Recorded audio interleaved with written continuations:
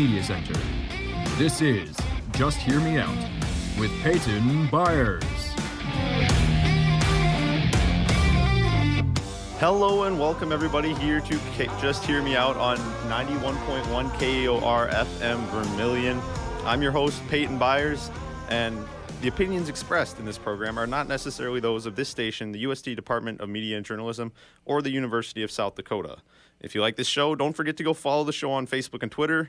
Facebook at Just Hear Me Out 91.1, Twitter at Just Hear Me Out SD. Also, if you'd like to listen to previous episodes of the show, they're available on YouTube by searching Just Hear Me Out. There's also links to the YouTube channel on the Facebook page. Also, if you disagree with me and you'd like to come on the show and talk to me about any issue, feel free to reach out on Facebook or Twitter and we can see if we can work something out. I love having people on the show that disagree with me so we can have conversations about, what things should be.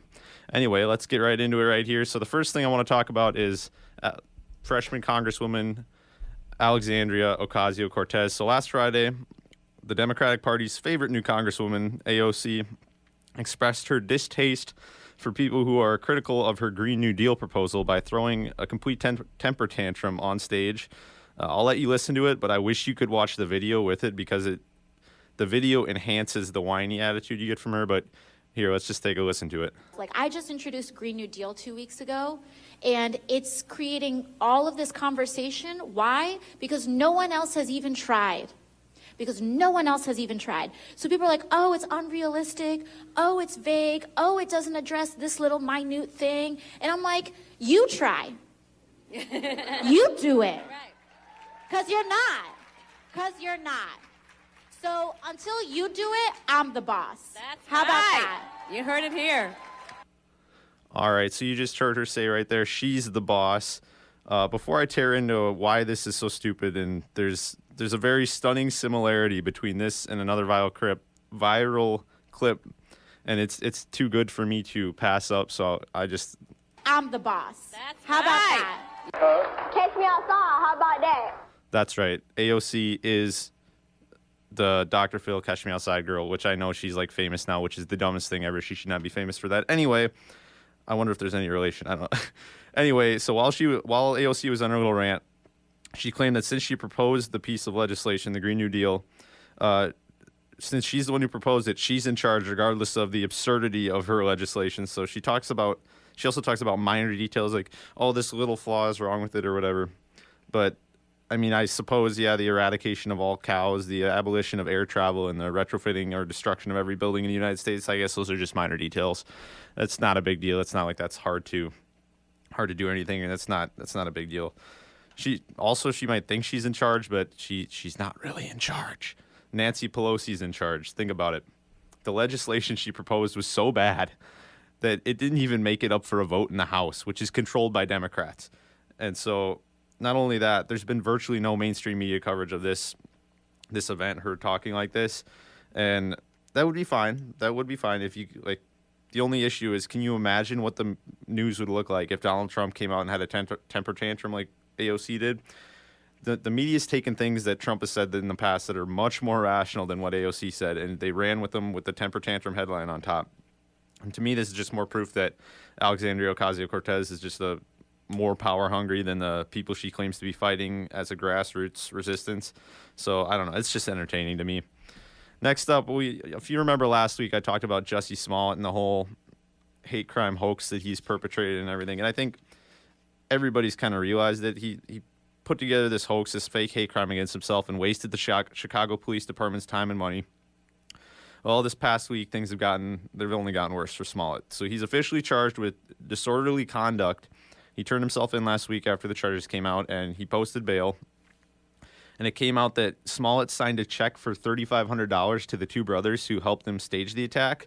So we have record of that. We also have the text message archives that reveal that after a small reaction from the letter that Smollett had sent to the Empire Studio, so he sent this letter that was made of cutout magazine clippings, and it had a bunch of slurs and stuff, homophobic and racial slurs, and it said Smollett was going to die or something like that. And it had a white powder. Turns out he was responsible for that as well. And since that didn't get a very big reaction, he asked the brothers if they could do something for him, quote, on the low.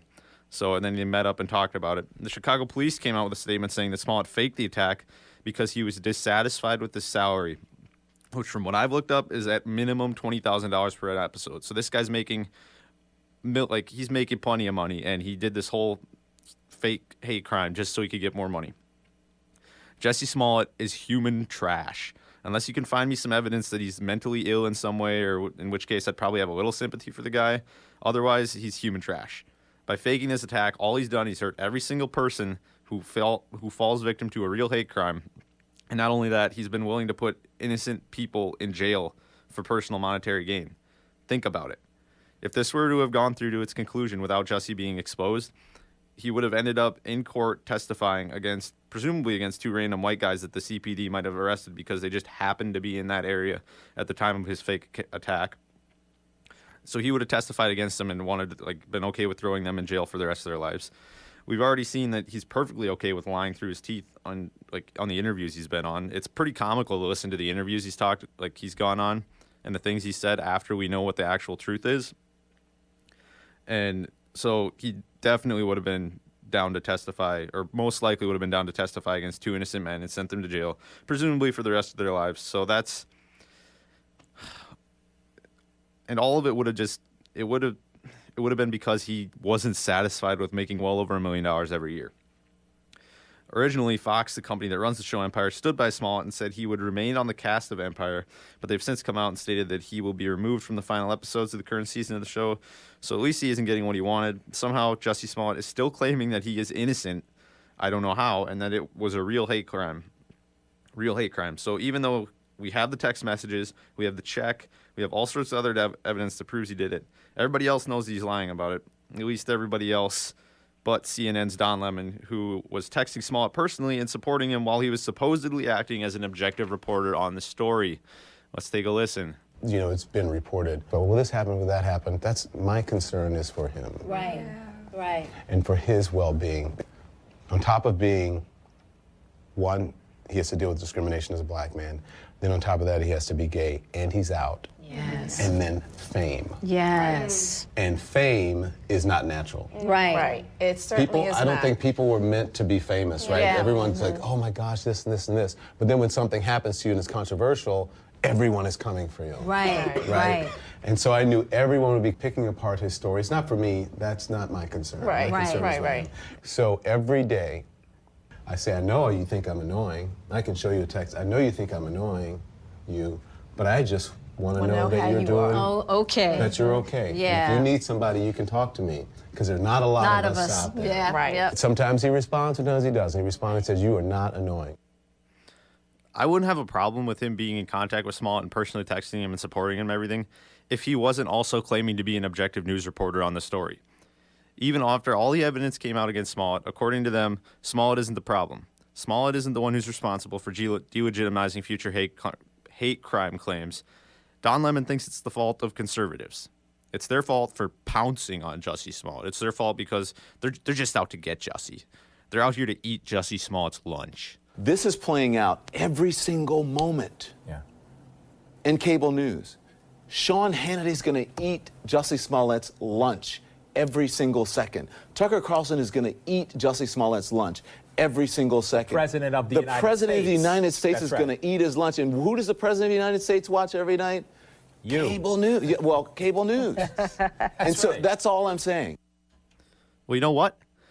Maybe Jussie Smollett's lunch deserves to be eaten after what he's done. He absolutely slandered the city of Chicago. He absolutely slandered all Trump supporters. He was presumably willing to testify in court against two innocent white guys and send them to jail, probably for life, all because he wasn't satisfied with making over $20,000 for each episode of Empire that he acted in. He's objectively just a bad person, a very bad person. And then I'm supposed to believe that people like Don Lemon on CNN are supposedly objective journalists. They inject a massive amount of political bias into their coverage, and I'd be fine with that if they just came out and said, "Hey, we're not objective. We're not objective news sources. We're just a left-leaning political commentary group. We're just left-leaning political commentators." But they won't do that. They insist that they're objective journalists.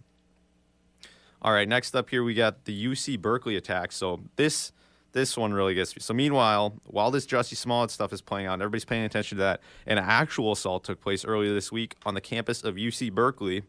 Hayden Williams, a conservative, was punched in the face simply for being conservative. Williams was tabling for the organization Turning Point USA, a group that keeps a registry of professors who punish conservative students for their views by giving them bad grades. The table he was at had a sign that read, quote, hate crime hoaxes hurt real victims, end quote. And that was in reference to the Jussie Smollett hate crime hoax that's been going on. The table was approached by two men who began yelling at Williams before punching him in the face, knocking down his table, and ripping his sign. The media stayed much more quiet about this attack, despite the fact that there's video evidence of the incident from several angles, because it doesn't fit into their narrative as well.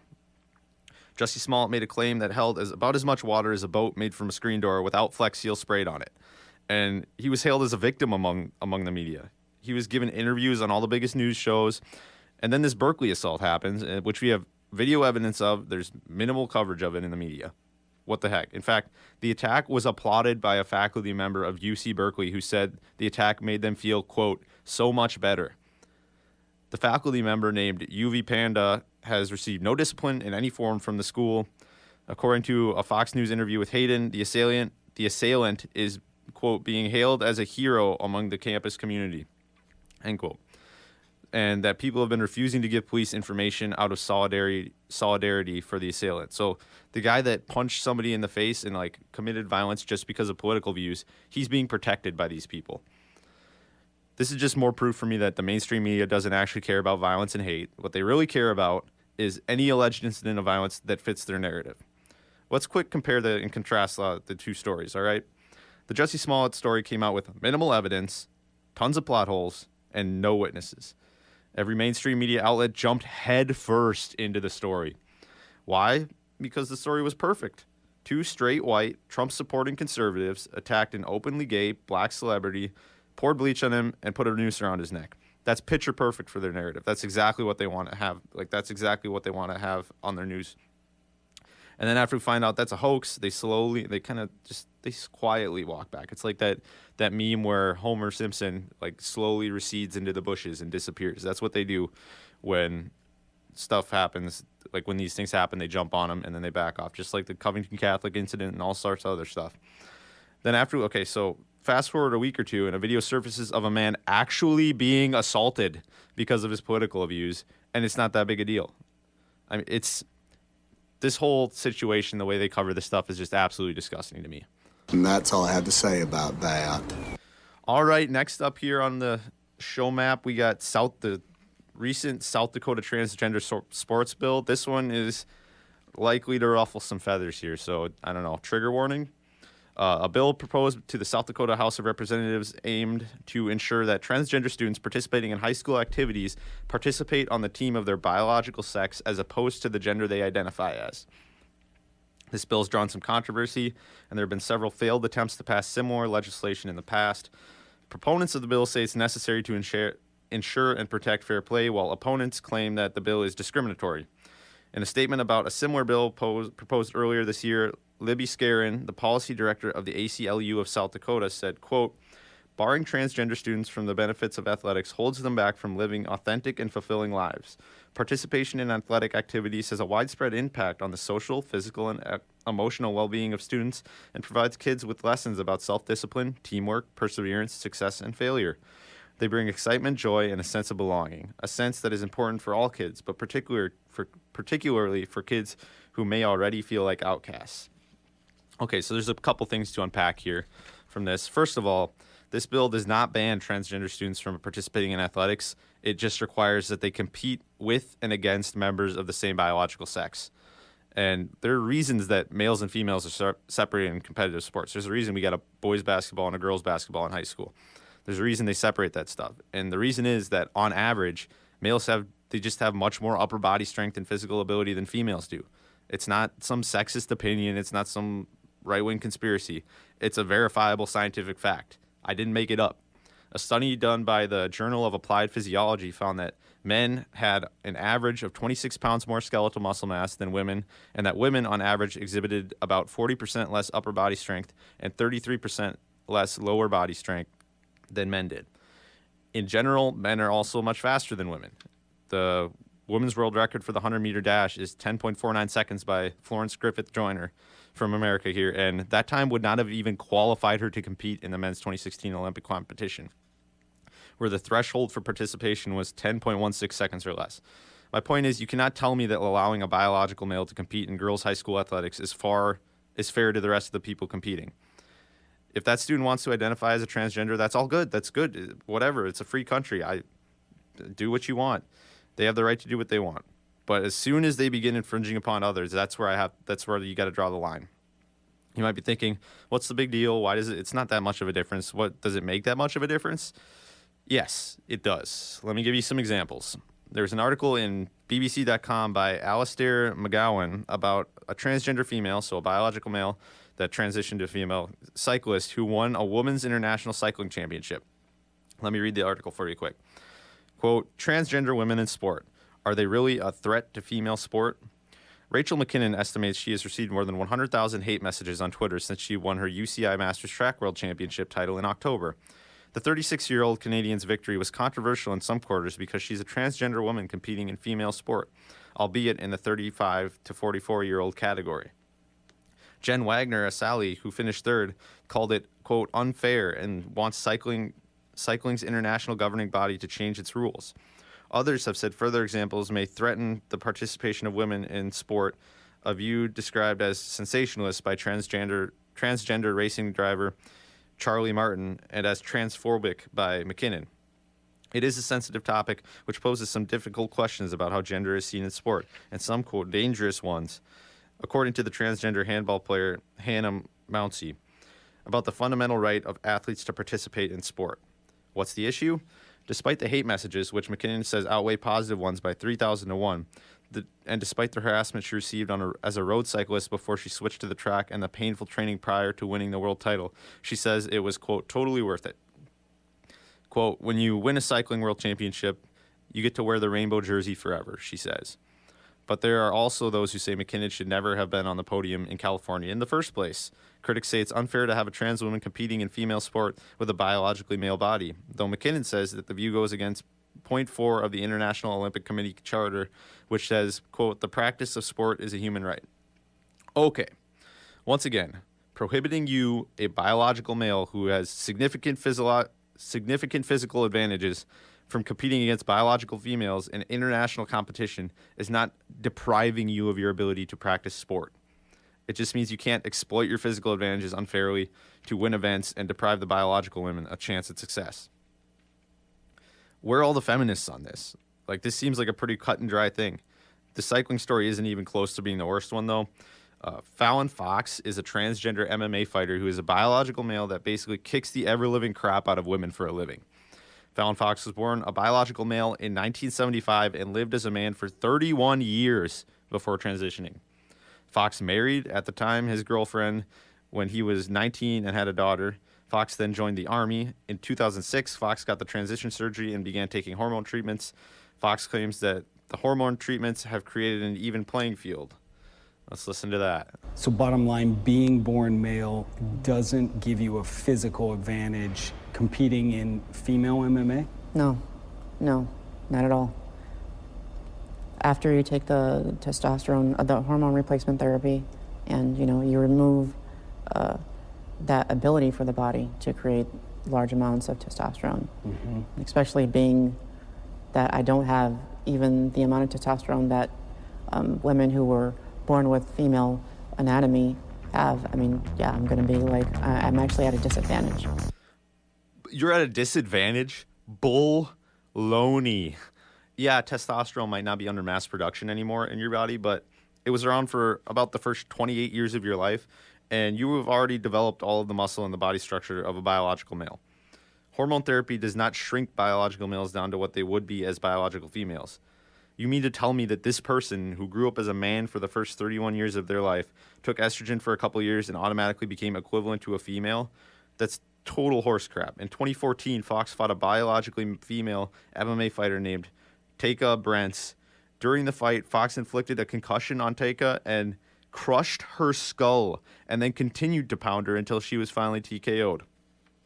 Afterwards, Brents gave an interview where she stated, quote, I fought a lot of women and have never felt the strength that I felt as I did that night. I can't answer whether it's because she was born a man or not, because I'm not a doctor.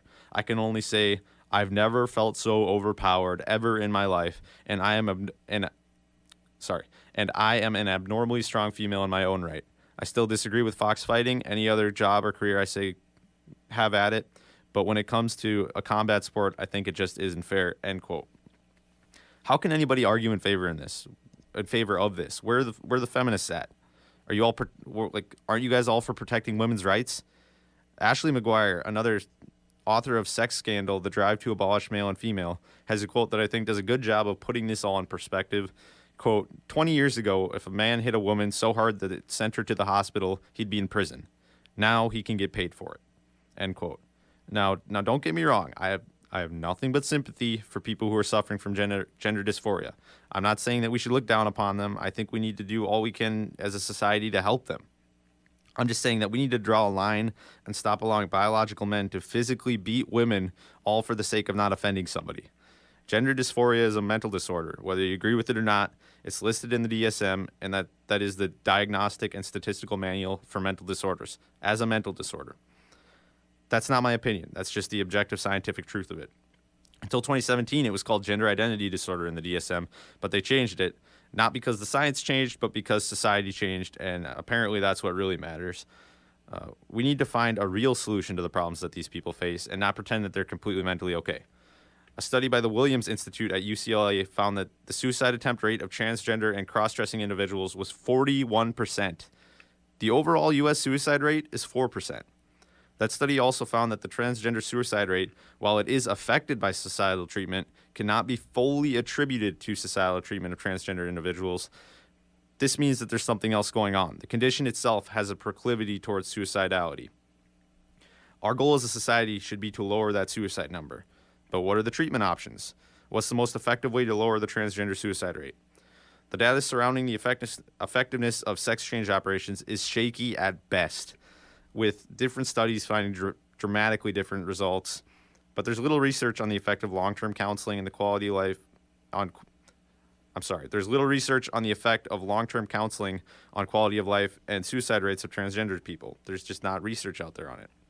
The bottom line is this: transgender people are not any less human than anybody else, but we cannot radically destabilize society to fit the subjective whims of people who are obviously suffering and searching for some way to feel normal, especially considering that there's absolutely no proof that even helps. All right, that's some heavy stuff. Time to take a quick break. When we return, I'll be talking about Trump's ambassador to Germany and all sorts of other stuff. Thank you for listening.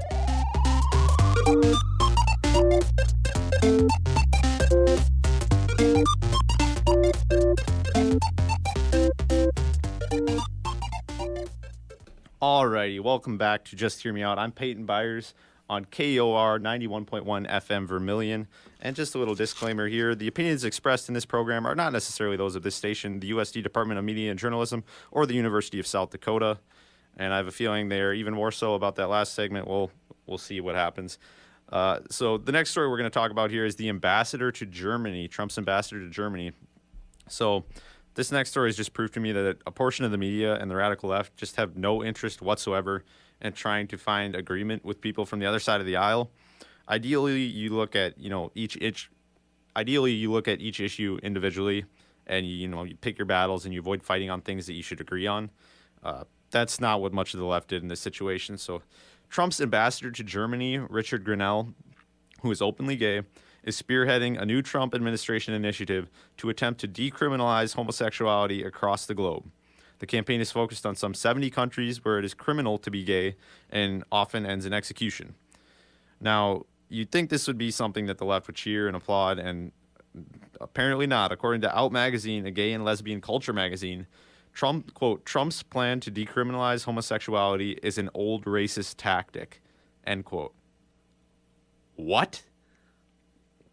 Let's just let that sink in for a second. A gay and lesbian culture magazine wrote an article entitled "Trump's plan to decriminalize homosexuality is an old racist tactic." I would tear into that right now and explain how stupid it sounds, but it gets even better if you keep reading the article. So I'm just going to read you what the whole piece says in its entirety. This article was written by Matthew Rodriguez in Out Magazine on February 19th, 2019, and it goes like this. The Trump administration is set to launch a global campaign to decriminalize homosexuality in dozens of nations where anti-gay laws are still on the books. NBC News reported Monday. While on its surface the move looks like an atypically benevolent decision by the Trump administration, the details of the campaign belie a different story. Rather than actually being about helping queer people around the world, the campaign looks more like another instance of the right using queer people as a pawn to amass power and enact its own agenda. Okay. So if the Trump administration doesn't make moves to support you, he's a homophobe. They're homophobic. But if he does take steps to support you, he's just using you as a pawn. Okay, sorry, that's just not. You're just doing everything under your power to avoid saying to avoid saying that Trump did something you agree with. Would these people be criticizing this? Rather have Trump's administration just push for increased criminalization of homosexuality? Of course they wouldn't. And what would they think if Obama's administration did the same thing? They'd be cheering it left and right. But since it was Trump's administration that decided to decriminalize homosexuality across the globe or make an attempt to do so, all of a sudden it's a racist thing to do. Anyway, let's get back to the story. Quote, it almost goes without saying that the Trump administration does not have a great human rights record at home when it comes to LGBTQ plus issues. Advocacy group GLAAD, G-L-A-A-D, has kept a record of the many times the administration has harmed LGBTQ plus people, from its transgender military ban to the reversal of plans to include LGBTQ people in the 2020 U.S. Census. And prior to his ill-conceived plan to address the HIV/AIDS epidemic, Trump's administration had an abysmal record on addressing the virus. The most telling detail of NBC News' report is that the plan centers homophobic violence in Iran, who NBC News calls the administration's, quote, top geopolitical foe. The plan has reportedly been spearheaded by the U.S. ambassador to Germany, Richard Grenell, who is also the administration's top-ranked gay official, in response to the news that a young gay man was hanged in Iran recently. Grenell has had his eyes on Iran for some time, and just a week ago he was trying to get several European nations to pass sanctions on Iran unrelated to the country's stance on homosexuality, to no avail. Homosexuality has been illegal in Iran since the theocratic 1979 Islamic Revolution, but by at least one Guardian account since the exit of President Mohammed Ahmadinejad in 2013, enforcement of anti-gay laws has softened somewhat. Homosexuality, according to the writer, is an open secret that most queer people fear homophobic reaction from fellow citizens more than the authorities. Grenell's sudden interest in Iran's anti-gay laws is strikingly similar to Trump's rhetoric after the 2016 Pulse massacre in Orlando, Florida. After the deadly shooting, Trump used the 49 deaths as a way to galvanize support for an anti-Muslim agenda rather than find a way to support LGBTQ plus people. And pushing for immigration restrictions and a Muslim ban, Trump argued that he was the true pro-LGBTQ plus candidate. Rather than honor those who died, Trump used the tragedy as a way to stoke fear among the American people, and Grenell is taking similar actions with Iran, trying to reach an economic goal by painting the administration's opponent as anti-gay. Okay, just wait a second here. You mean to tell me that the way the left stood on the graves of those same people to preach that the only way to save America is to take away everybody's guns are the same people that are claiming that Trump, doing the same thing is bad? I'd be willing to bet that this writer was completely fine with people standing on the graves of the shooting victims in order to push an anti-gun agenda. If they were, it makes that entire last paragraph an invalid argument. Moving on. Quote, we know Trump is very focused on Iran and is looking for ways to demonize it in the public opinion, and this is one area where the U.S. and European countries see eye to eye on Iran, said Josh Letterman, who reported the original NBC News story, that's what he told Out Magazine in a phone interview. Quote, so it makes for them to focus strategically on that rather than sanctions, where there's been a big gulf between the U.S. and its allies. Unquote. The truth is, this is part of an old colonialist handbook. In her essay, Can the Subaltern Speak?, post-colonial theorist Gayatri Spivak coined the term white men saving brown women from brown men to describe the racist paternalistic process by which the colonizing powers would decry the way men in power treated oppressed groups like women to justify attacking them. Spivak was referencing the British colonial agenda in India, but Grenell's attack might be a case of white men trying to save brown gay men from brown straight men to the same end. There are several signs that this decision is denoted in a colonial sense of paternalism rather than any true altruism. According to the report, the decriminalization campaign is set to begin in Berlin, where LGBTQ plus activists from across Europe will meet to hatch a plan that is, quote, mostly concentrated in the Middle East, Africa, and the Caribbean. Because that's where they are pushing gay people off of rooftops. You guys are acting like it's a shock. Hey guys, get this. A policy to decriminalize homosexuality is going to concentrate on the places where homosexuals are executed. I mean, honestly, how dumb can you be? Like, where else are they supposed to concentrate the policy? Canada? Of course it's going to go in effect where homosexuality is still illegal. Then they go on to claim that this is all the fault of the patriarchy and paternalism and everything. So let's take a look at that. Quote, that sentence alone should set off several alarm bells. First of all, the Middle East, Africa, and the Caribbean are huge geopolitical entities. Attitudes toward gay people differ greatly among countries and regions within those entities. An attempt to gather... Wait, I skipped a line. Attitudes toward gay people differ greatly among countries and regions in those entities, and attempting to gather a room of European activists on how to deal with queer issues in those regions is the definition of paternalism.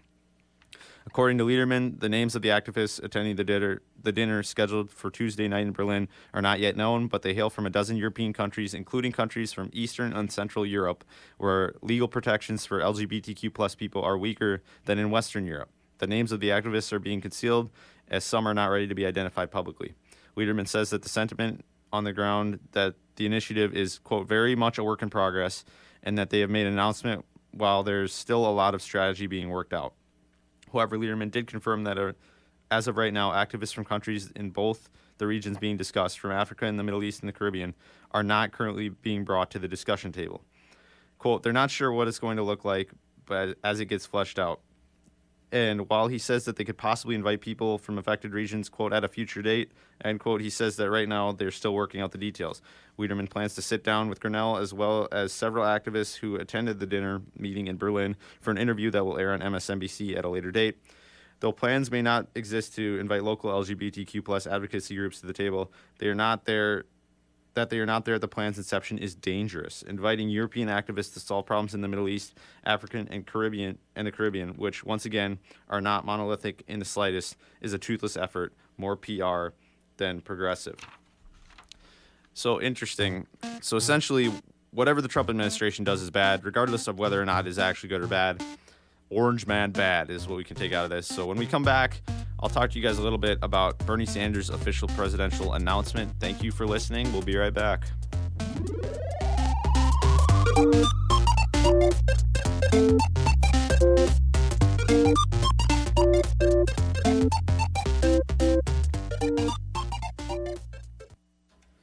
All right, so welcome back. This is Just Hear Me Out on KAOR 91.1 FM Vermilion.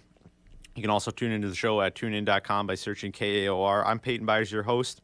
And the next story we're going to talk about here is the ISIS bride, Huda Muthana. So this next one this should not be hard for people to take a stance on, but I've heard some pretty crazy things in conversation about this. So Huda Muthana left the United States to join ISIS over 4 years ago and is pleading to be let back into the United States. Trump and his Secretary of State, Mike Pompeo, have declared that they will not allow her back in the country, which I totally agree with. All you would have had to tell me is that she willingly joined ISIS. That would have been it. She spent her money that her parents gave her for college tuition, and she flew to Istanbul so she could join ISIS. That's it. At that point, for me, she loses all sympathy whatsoever. It's not even a thing. But that's not even all of it. That's not even everything to the story. That's where I would have. You had me there, but there's even more. After she was smuggled into ISIS territory, she married 3 ISIS fighters in turn. So, as each one died, she married the next one. And she called for the killing of Americans on Twitter. She tweeted out a picture of her American passport with the caption, quote, bonfire soon, no need for these anymore, end quote. She also tweeted things like, quote, so many Aussies and Brits here, but where are the Americans? Wake up, you cowards, end quote. And, quote, go on drive-bys and spill all of their blood, or rent a big truck and drive all over them, end quote. She claims that since she's had these tweets and since she did what she did, she's had a change of heart, and now she wants to come back to the United States. Now, I don't know about anybody else, but I find it somewhat convenient for her that this sudden change of heart sprung on her at the time when ISIS is in the most dire straits it's ever been in, controlling only a tiny fraction of the land they once occupied. It's just kind of, it's interesting to me. She was not just some bystander in ISIS either. A lot of people have been saying, oh, she didn't actually do anything. She was just there as a wife.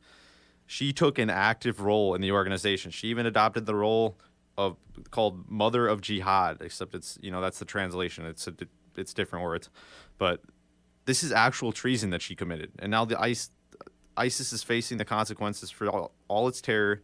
And she's all of a sudden just decided that she wants to come back to the safety and security of America. The real contention here is whether or not she's a citizen of the United States. If she is a citizen, we are obligated to bring her back, and then we could put her on trial. But if she isn't a citizen, then we have no obligation to do anything. Huda was born in the United States, but may not be eligible for birthright citizenship under the 14th Amendment because of her father's role as a diplomat for Yemen. While he had ended his diplomatic duties months before Huda's birth, he was still in the U.S. on a diplomatic visa. Either way, she's already committed the acts that cause her to forfeit her U.S. citizenship anyway. And there's 7 ways that you can lose U.S. citizenship, and they are as follows.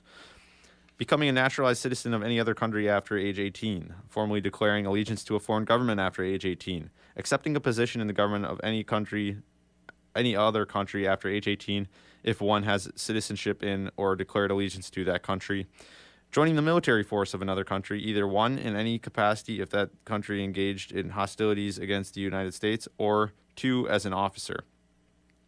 Formally renouncing U.S. nationality abroad before a U.S. diplomatic or consular officer. Formally renouncing U.S. nationality in the U.S. when the U.S. is at war, if done in writing and with the approval of the U.S. Department of Justice. And being convicted of treason or participating in any attempt to overthrow the U.S. government. You only have to be guilty of one of those things to lose your citizenship. And Huda Muthana is guilty of several of those. At the bare minimum, everyone has to concede that she declared her allegiance to ISIS and that there is a strong case to say that she joined the military force that engaged in hostilities against the United States. I think Mike Pompeo is completely justified in not allowing her back. It was a good decision. And that's all I have to say about that. Anyway, so now for the next thing we're going to talk about here. So Bernie Sanders has officially now jumped into the race. We talked before a couple weeks ago about the fact that it was unofficially announced that he was going to join the race. Well, now Bernie Sanders has officially announced his candidacy and that he's running for president. And it's definitely not out of the realm of possibility that he's going to get the Democratic nomination this time around. There's not a Hillary Clinton to completely sabotage him this time. And I think there's a lane for him to go a little bit left of everybody else and still run on his classic Bernie socialism. So he came out with his first campaign commercial, and the first line is pretty entertaining to me, so I'm going to play it. I'll just let you listen quickly, and then I'll explain what it means. Real change never takes place from the top on down, but always from the bottom on up. Says the guy whose entire platform is centralization of power to the federal government. That is rule from the top down. All the things he says we need to stop are top-down government, or never mind. All the things he says we need in America are top-down government intervention programs. The reason Bernie Sanders has an appeal to some people, I think, is because he points at things that in society that might be less than convenient for people, and he says, that's bad. And then everybody goes, yeah, woo, yeah. We don't have to pay. I don't want to have to pay for college. I don't want to have to pay for healthcare. That's bad. Yeah, Bernie, I want to have that stuff for free. And you might not enjoy the fact that you have to, pay for the goods and services you receive and expend, but you probably also won't enjoy the extreme decline in quality of those things if they become government-controlled entities. The government is horrible at managing stuff like this. The Postal Service used to be a total joke. Your package got there when it got there, maybe. It was a total joke until the free market brought along FedEx, and FedEx came along and provided competition that forced the Postal Service into actually increasing their quality of their service. 1-day shipping, 2-day shipping, that didn't exist before a free market economy capitalized on the hole in the market. Tracking numbers weren't a thing either. Look at how poorly managed the Postal Service was and how bad the service was. Do you really want to hand over control of all medical services to the federal government? Because in order for Medicare for all to work, the government is going to have to outlaw private insurance companies. If they don't outlaw private insurance companies, people who actually want quality health care, they're going to go and get supplemental health care plans from private companies. And then doctors are going to get smart and only take patients who are paying through the private healthcare packages, because the pay rate through those packages is miles better than what the pay rate is for doctors through the government mandated packages. The government doesn't pay near as much for medical operations than private insurance companies do. That's where there's so many doctors now who won't take Medicare patients, because the rate of compensation through the Medicare program is trash. It's horrible. And there's plenty of privately funded patients to see. The doctors, they're not going to run out of people who are sick to see. We don't have the infrastructure to support Medicare for all either. I mean, look at Canada. According to the Fraser Institute, the average wait time to see a specialist in Canada was 19.8 weeks. That's basically 5 months. Patients in need of orthopedic surgery wait an average of 9 months for their surgery. Imagine limping around on crutches like you just broke or you just dislocated your knee or something like that, or you tore your ACL. Imagine being forced to hobble around on that and have it heal in weird ways and stuff for 9 months on average. So a lot of times it's more than that. It might be less than that sometimes. But imagine an average of 9 months before you could get a surgery. The average wait time for an MRI in Canada is 10.6 weeks. That's over 2.5 months just to receive an MRI. That's not even treatment. That's just a scan to look at what the problem is. And then you have to schedule your treatment, which would take another however many months that particular procedure has a wait time for. So it's just not feasible. That's according to the Fraser Institute, approximately 44,000 Canadians die each year due to waiting times in Canada. 44,000 Canadians. That's not the number of people who died while in line for treatment, because some of those people probably would have died anyway. You know, some of them were terminally ill, and sometimes you can't save them. There's people who die waiting in the United States too. But 44,000 Canadians die each year due to the waiting times in Canada alone. That's just the waiting times. That's not the people who are going to die anyway. They accounted for that in the research. That is the number of people who died as a direct result. Oh, wait. So the number of people who died, 44,000, because some of those people would have died anyway. That isn't the number of people who died. The number of people who died due to waiting times in Canada is over 4 times more people per year in Canada due to wait times than are killed by firearms in America. So according to the FBI, 10,982 people were killed with firearms in 2017, which is the most recent report they've released, and approximately 44,000 died due to socialized medicine in Canada each year. So there's 4 times more people die in Canada due to socialized medicine than die in the United States due to guns. Yet Bernie Sanders embraces socialized medicine with open arms. Well, it turns out Bernie Sanders is actually a fan of governments rationing products and services. Here's a clip from him back in the 80s talking about how he thinks bread lines are a good thing. You know, it's funny, sometimes American journalists talk about how bad a country is because people are lining up for food. That's a good thing. In other countries, people don't line up for food. The rich get the food and the poor starve to death. If that doesn't scare you just a little bit, I would encourage you to sit down for a moment and consider the implications of having to line up for hours each day just to have bread for you and your family to eat. Bernie Sanders also had a line in his commercial about how there's a lot of work to do. Well, he's right. There's a lot of changes that could be made, a lot of things that should be done, even though he and I don't really agree on what those things are. I find it kind of funny that he's apparently the one who's going to go and do all this hard work. Back in 1971, Bernie Sanders was kicked out of a commune that he was living in because he didn't work enough. A commune. Back in the 70s, Bernie Sanders sat around writing weird, erotic columns about women who wish they had been raped. Look it up. It's a real thing. Look it up. Go look it up. I found it. The commune that he lived in was part of the broader 70s counterculture that proclaimed that love should be free and open. And so mothers that gave birth at the commune, they were surrounded by a group of chanting hippies consisting of all the possible fathers of the child, because there was many possible fathers. And then as soon as the child was born, somebody would go out into a field and blow a hunting horn, and then the mother ate her afterbirth. Bernie Sanders talked to others about instituting kibbutz-style schools for children of the commune and the possibility of a violent revolution and the pros and cons of group marriage. Do you know what a kibbutz-style school is? I didn't know when I read about it, so I looked it up. Basically, a kibbutz-style school is a way of raising children where they're all treated identically from birth until adulthood. The children are housed in separate houses from their parents. The children are only allowed to visit their parents for between 2 to 3 hours a day. And the kibbutz would provide each child exactly 12 years of study, but no tests were to be taken in school, no grades were to be recorded, and individual achievement would be not recognized at all. It would not be rewarded. My main point is this. Bernie Sanders may look like a nice old man. In his his ideas might be somewhat appealing to you people or some people on the surface. But if you lift up the hood and you look at the implications of his policies and his track record as a person, I think you'll find he isn't as great a guy as people think he is. And that's all I have for you today here on Just Hear Me Out. I'm your host, Peyton Byers. Thank you for listening on KUR 91.1 FM Vermilion. Hope you have a great day. Thank you for tuning in. Don't forget to follow me on Facebook and Twitter. We'll see you next week.